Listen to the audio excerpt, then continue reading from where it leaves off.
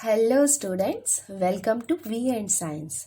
तो last video में मैंने आपको कॉरेस्पॉन्डिंग एंगल क्या होते हैं और इंटीरियर एंगल्स क्या होते हैं ये एक्सप्लेन किया था।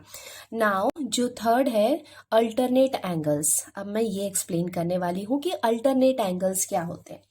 तो अल्टरनेट एंगल्स में बेसिकली हम टू टाइप्स के एंगल्स पढ़ने वाले हैं। पहला होगा इंटीरियर अल्टरनेट एंगल्स, ठीक है, और दूसरा होगा एक्सटीरियर अल्टरनेट एंगल्स। ये टू टाइप्स है, बट जैसा इसका नाम है ये बिल्कुल वैसे ही है। जैसे इंटीरियर अल्टरनेट एंगल्स क्या होंगे, इन मतलब अंदर के साइड जो एंगल होंगे वो होंगे interior alternate angles. Angles at the inner side of lines, मतलब लाइंस के अंदर जो एंगल्स होंगे उन्हें हम कहेंगे इंटीरियर अल्टरनेट एंगल्स। और जो सेकेंड वाला है वो है exterior alternate angles. Angles at the outside of the lines, मतलब लाइंस के बाहर जो एंगल होंगे उन्हें हम कहेंगे exterior alternate angles.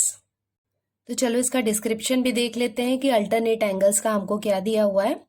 Pairs of angles which are on the opposite sides of transversal and their arms on the transversal show opposite directions is called a pair of alternate angles. In the figure, there are two pairs of interior alternate angles and two pairs of exterior alternate angles.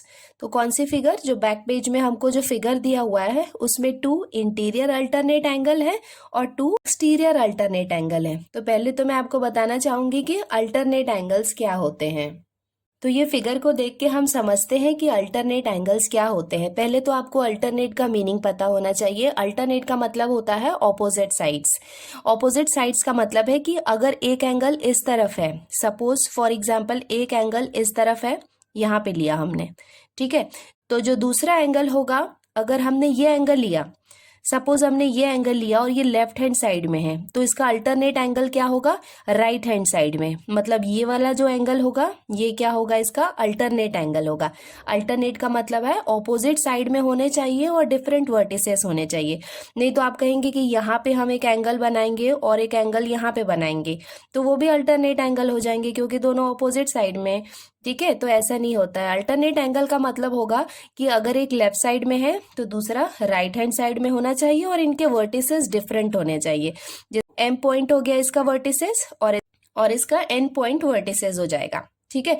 तो alternate का मतलब आपको समझ में आ गया। Alternate का मतलब होता है, यहाँ पे आप लिख भी सकते हैं, तो अल्टरनेट का मतलब हो गया ऑपोजिट साइड्स, ठीक है। अभी ये अल्टरनेट में हम टू टाइप्स पढ़ने वाले हैं, इंटीरियर अल्टरनेट एंगल्स और एक्सटीरियर अल्टरनेट एंगल। तो आपको पहले मैंने इंटीरियर एंगल्स बताए थे। इंटीरियर मतलब क्या होते हैं, ये जो टू लाइंस होती हैं, पहला लाइन है हमारा पी क्यू और दूसरी लाइन है आर एस, तो इनके अंदर जो एंगल होते हैं उन्हें हम कहते हैं interior angles. That angles at the inner side of the line, मतलब ये जो दोनों लाइन के इनर साइड में जो एंगल होते हैं। तो टोटल कितने एंगल है, ये वाला एंगल है, यहाँ पे एक एंगल है, यहाँ पे एक एंगल है और ये वाला एंगल है, मतलब तो यहाँ पे टोटल 4 इंटीरियर एंगल्स है। अब उनमें से कौन कौन से इंटीरियर अल्टरनेट एंगल है वो हम लिखने वाले हैं। अब हम यहाँ पे इंटीरियर अल्टरनेट एंगल्स लिखने वाले हैं। तो सबसे पहला पेयर कौन सा होगा इंटीरियर अल्टरनेट एंगल का, ये आप देख सकते हैं PMN, ये वाला जो है ये दोनों लाइन के अंदर है, मतलब ये क्या होगा, इंटीरियर एंगल होगा, ठीक है। अब हमको क्या करना है, इसका इंटीरियर अल्टरनेट एंगल लिखना है। तो अगर ये लेफ्ट हैंड साइड में है तो ये राइट हैंड साइड में है और डिफरेंट वर्टिसेस में है, मतलब MNS, ये जो है ये क्या हो जाएगा, इसका इंटीरियर अल्टरनेट एंगल। तो ये हम नोट डाउन कर लेते हैं। तो ये हम लिख सकते हैं एंगल PMN, ठीक है, ये वाला एंगल PMN एंड एंगल ये जो है ये क्या हुआ, इसका इंटीरियर अल्टरनेट एंगल हुआ, ठीक है, MNS। तो ये भी हम लिख लेते हैं MNS। तो ये हो गया इसका इंटीरियर अल्टरनेट एंगल। एक और पेयर हम बना सकते हैं। आप देख सकते हैं कि यहाँ पे एक और इंटीरियर एंगल है, ठीक है। कौन सा इंटीरियर एंगल है, QMN, ये हुआ एक इंटीरियर एंगल और आपको एक यहाँ पे एक एंगल दिख रहा होगा, ठीक है, RNM। तो ये दोनों क्या होंगे, इंटीरियर अल्टरनेट होंगे, क्योंकि एक लेफ्ट साइड में है तो दूसरा राइट हैंड साइड में है और दोनों डिफरेंट वर्टिसेस में है। तो ये भी हम लिख लेते हैं। ये हम लिख सकते हैं एंगल QMN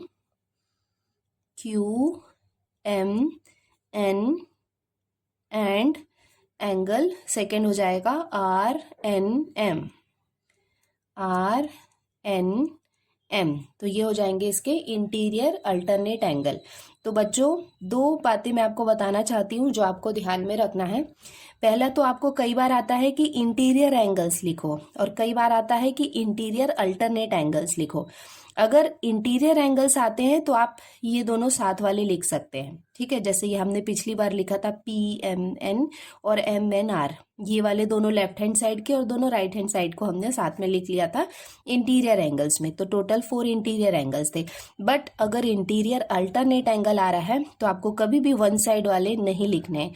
अगर उसमें इंटीरियर अल्टरनेट एंगल लिखा है तो आपको एक लेफ्ट साइड वाला और दूसरा राइट हैंड साइड वाला लिखना होगा, ये आपको ध्यान रखना है।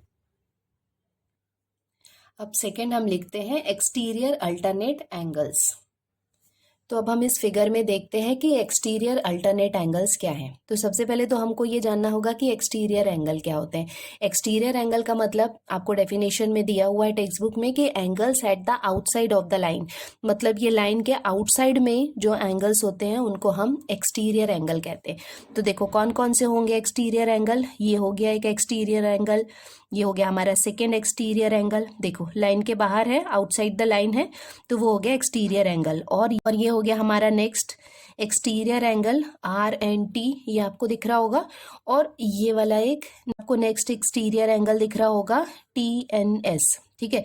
तो 1 2 3 4 हमको यहाँ पे एक्सटीरियर एंगल मिल गए, ठीक है। अगर सिर्फ एक्सटीरियर एंगल लिखने को आएगा तो ये एंगल और ये एंगल आप साथ में लिख सकते हैं, इसको और इसको लिख सकते हैं साथ में। बट अगर आपको आएगा कि एक्सटीरियर अल्टरनेट एंगल्स होना है तो जो AMP as a exterior angle लिया और आपको इसका एक्सटीरियर अल्टरनेट एंगल बताना है, तो अगर ये लेफ्ट हैंड साइड में तो वो राइट हैंड साइड में होना चाहिए और डिफरेंट वर्टिसेस में होना चाहिए। तो ये TNS ये क्या होगा, इसका एक्सटीरियर अल्टरनेट एंगल हो जाएगा, ठीक है। और अगर आपने ये वाला एंगल लिया एक्सटीरियर एंगल AMQ, ये अगर आपने लिया तो इसका एक्सटीरियर अल्टरनेट एंगल कौन सा हो जाएगा, ये वाला हो जाएगा। क्यों हो जाएगा, क्योंकि ये राइट हैंड साइड में है और ये लेफ्ट हैंड साइड में है। क्योंकि अल्टरनेट एंगल का मतलब हुआ ऑपोजिट साइड, तो ये दोनों ऑपोजिट साइड में है। उसके साथ में आप देख सकते हैं कि इनके वर्टिसेस भी डिफरेंट है, इसका M है और इसका N है। तो एंगल AMQ का एक्सटीरियर अल्टरनेट एंगल कौन सा हो जाएगा, RNT। तो चलिए मैं आपको वापस से दिखा देती हूँ मैं क्या लिखने वाली हूँ। एंगल AMP, ठीक है, ये है, और इसका एक्सटीरियर अल्टरनेट एंगल हो जाएगा TNS। तो ये हम नोट डाउन कर लेते हैं, angle AMP and angle TNS, ये हो गया हमारा exterior alternate angle. Second exterior alternate angle भी हम यहाँ से लिख लेते हैं। ये एंगल हमने लिया एंगल AMQ और इसका एक्सटीरियर अल्टरनेट एंगल हो जाएगा RNT, मतलब ये वाला, इसका हो जाएगा ये। तो ये भी हम नोट डाउन कर लेते हैं।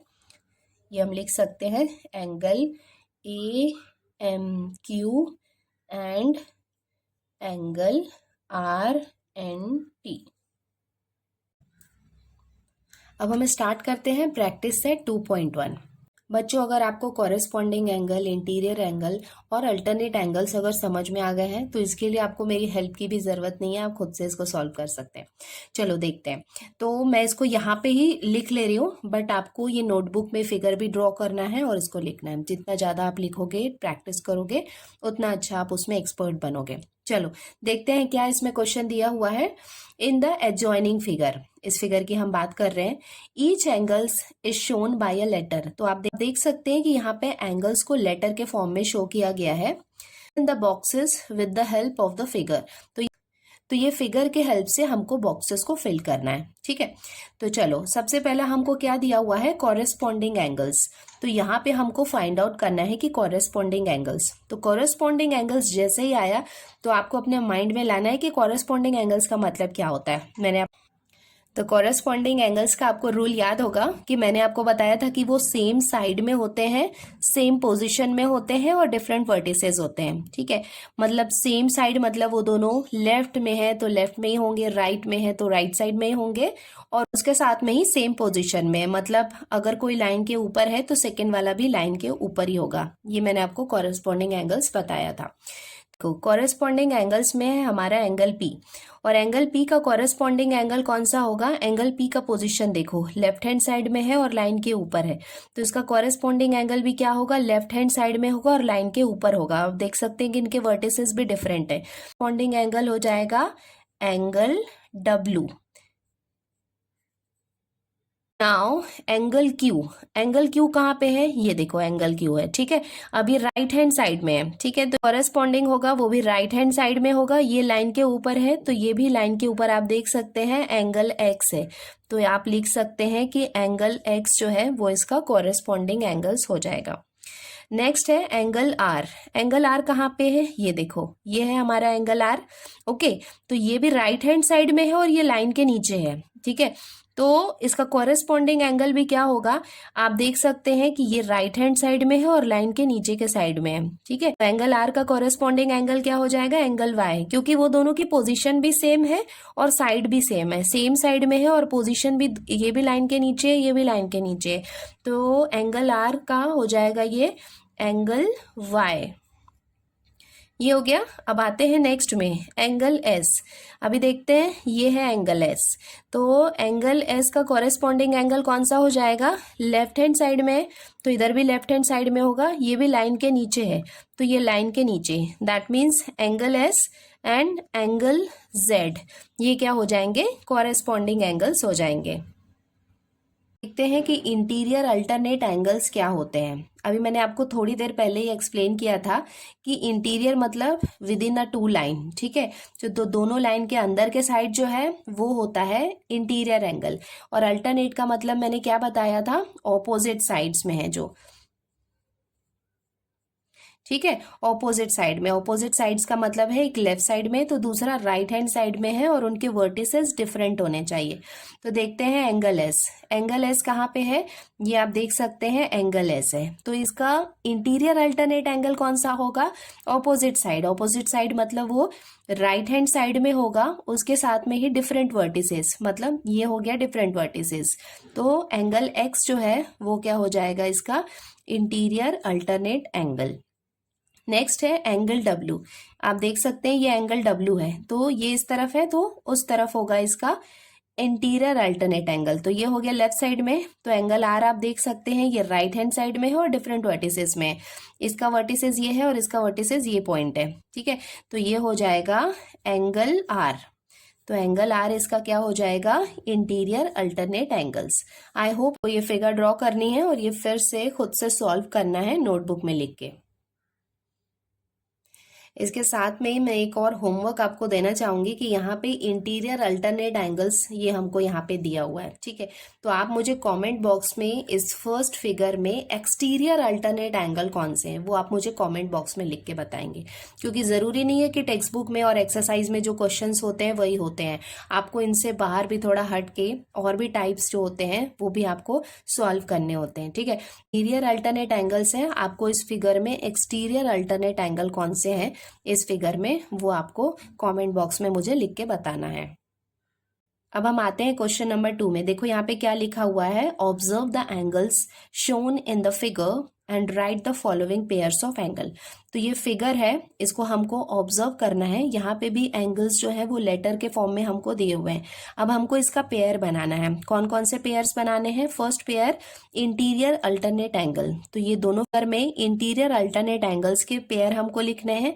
नेक्स्ट हमको कॉरेस्पॉन्डिंग एंगल्स के पेयर लिखने हैं और थर्ड इंटीरियर एंगल्स के पेयर लिखने हैं। तो देखो ये दोनों में मैंने डिफरेंस भी आपको बताया था कि इंटीरियर अल्टरनेट एंगल्स होंगे वो ऑपोजिट साइड में होंगे और डिफरेंट वर्टिसेस में होंगे, तो वो आपको ध्यान में रखना है, और इंटीरियर एंगल्स हमेशा सेम साइड में होते हैं।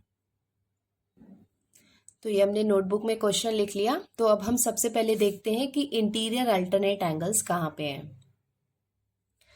तो ये है हमारा फिगर, ठीक है। तो फिगर आपको सबसे पहले समझ में आना चाहिए, अगर आपने फिक्शंस को इजीली सॉल्व कर सकते हैं। तो थोड़ा इधर उधर लाइंस होंगी तो उससे बिल्कुल भी कंफ्यूज होने की जरूरत नहीं है, बस आपको ध्यान रखना है कि ये जो 2 लाइंस है ये हमको दी हुई हैं, ठीक है। और ये जो है, ये लाइन जो है वो क्या है, ट्रांसवर्सल है। देखो ये वाले फिगर में क्या था, ऐसे यहाँ पे हमको ट्रांसवर्सल दिया था, ये वाले फिगर में इधर से हमको ट्रांसवर्सल दिया है। तो फिगर को इधर से करो या उधर से करो, बट आपको क्लियर होना चाहिए। अगर आपको फिगर समझ में आ गया तो आप इजीली उसके सारे क्वेश्चंस इजीली सॉल्व कर सकते हो।